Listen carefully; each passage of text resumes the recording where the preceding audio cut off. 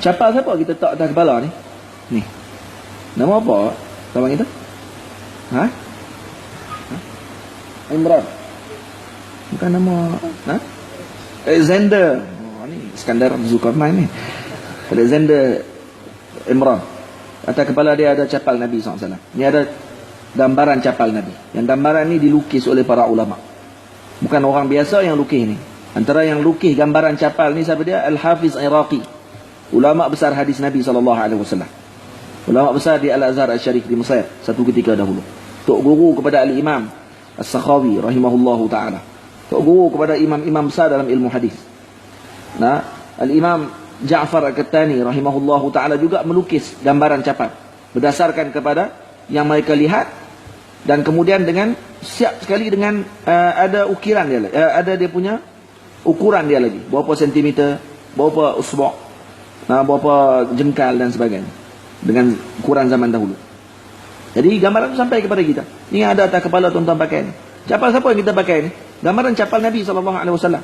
Dan disebut dalam kitab Syarah Al-Imam Al-Ujhuri radhiyallahu ta'ala anhu, syarah bagi kitab Durar Saniyah, syarah kepada Sirah Nabawiyah karangan Al-Imam Iraqi, Alfiyah Iraqi, yang saya baca baru ni di Mesir, 1000 bait khatam di Mesir, 21 majlis.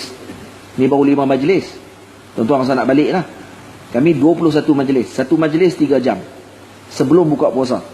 21 hari khatam kitab 1000 bait, 1000 rangkap syair berkenaan dengan sirah Nabi SAW. Alhamdulillah. Saya rasa saya kot orang pertama yang buat majlis sebut di Mesir. Tak ada orang lagi buat. Yang baca kitab tu berdawai sampai habis dengan syarahan. Kata Masyaikh Azhar pun tak buat setakat ni, yang setakat saya tahu. Setakat saya duduk di Mesir 13 tahun. Dalam kitab Imam Al-Juhuri, Imam Al-Juhuri ada syarah kepada kitab Alfiyah Iraqi. Dia ada sebut kisah berkenaan dengan para salafus salih yang terdahulu menggunakan surah capal ini. Surah capal digunakan sebagai alat untuk mengambil barakah. Malah disebutkan kepada orang yang mengandung, yang nak beranak, kalau susah nak keluar dia punya kandungan dia, pegang surah capal Nabi SAW, insya-Allah akan mudah lahir. Disebut oleh sahabat ni Imam Al-Juhuri. Siapa Imam Al-Juhuri?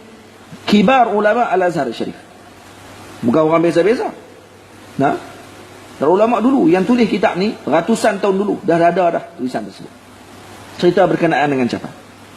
Tak serta lagi kepada orang yang mana diceritakan oleh Imam Al-Juhuri, dia mimpi bertemu dengan ada seorang lelaki, mimpi bertemu dengan seorang fulan. Yang fulan ni kata, saya dimuliakan oleh Allah Ta'ala kerana saya memuliakan capal Nabi SAW. Muliakan capal tadi maksud dengan memuliakan surah capal, bukan capal Nabi yang betul. Yang tu tak ada khilaf. Siapa main-main yang tu boleh jadi kafir. Karena khususnya capal Nabi SAW yang Nabi dibawa oleh Allah Ta'ala Isra' dan Mi'raj, yang masuk ke Sidratil Muntaha. Capal Nabi lebih mulia daripada kita. Doktor apa semua ni mufluk dalam Nabi, bab seluk dalam Nabi. Faham? Tuan carilah tengok, mesti ada keliling tuan-tuan ni ada Wahabi. Adik-adik tuan-tuan ni mesti ada seorang jadi Wahabi. Heran macam mana boleh jadi Wahabi. Sudah heran lah. Dalil kata bodoh.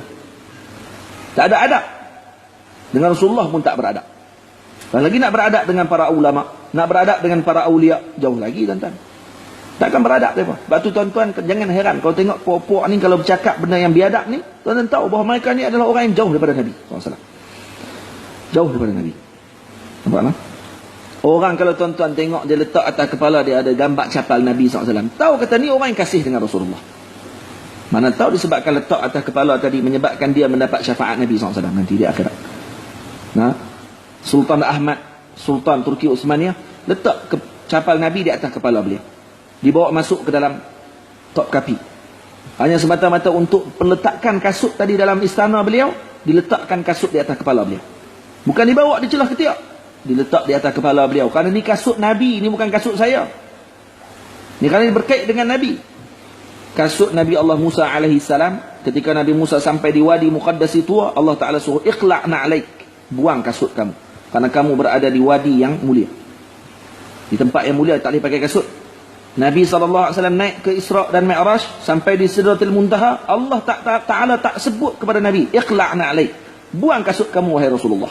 Tak, dipakai kasut Nabi masuk ke tempat yang paling mulia, yang tidak ada tempat tersebut disampai oleh makhluk melainkan Rasulullah. Yang tempat tadi bukan tempatnya Allah, kerana Allah tidak bertempat. Tempat tu adalah tempat penghujungnya ilmu para malaikat. Jibril AS tak sampai tempat tu. Sayyidina Jibril sampai di hujung tempat tu saja. Sampai di tempat tu Jibril kata, ya Rasulullah, saya tak boleh masuk. So kata ayat, trukul khalilu khalilah.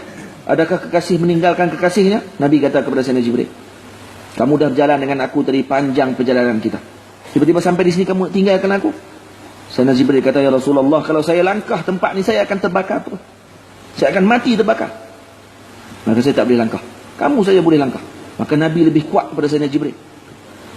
Tubuh Nabi lebih kuat dan perkasa daripada Sayyidina Jibril. Sayyidina Jibril yang agung, yang sayap Sayyidina Jibril ada 600 sayap. Kalau Sayyidina Jibril depangkan satu sayapnya, jauhnya adalah timur dan barat. Tak mana ada orang tahu timur barat ni di mana hujung ni. Tu besar Jibril alaihissalam. Bayangkan agungnya beliau, pun nak masuk Sidratul Muntaha tak boleh.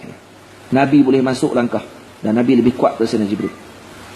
Bila Nabi masuk, maka makna dia Sayyidina Jibril tak tahu apa yang ada di sebalik tersebut. Maksudnya ilmu Sayyidina Jibril hanya sampai di situ, tidak lebih daripada itu. Nabi langkah tempat tersebut, maknanya Nabi lebih ilmunya daripada Sayyidina Jibril alaihissalam. Faham? Jadi bukan benda biasa. Tiba-tiba capal yang tu kamu hinakan.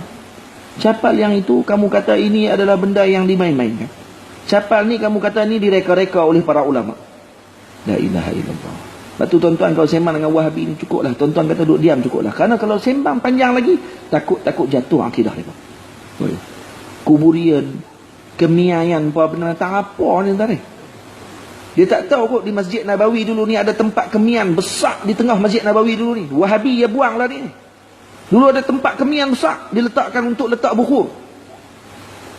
Dan seorang wanita yang khas tiap-tiap hari Jumaat bawa main kemian. Kemian maksud dia bukur tu lah tuan-tuan. Jangan kemian hak mati hak yang tengok cerita Kak Limah. Hantu Kak Limah tu.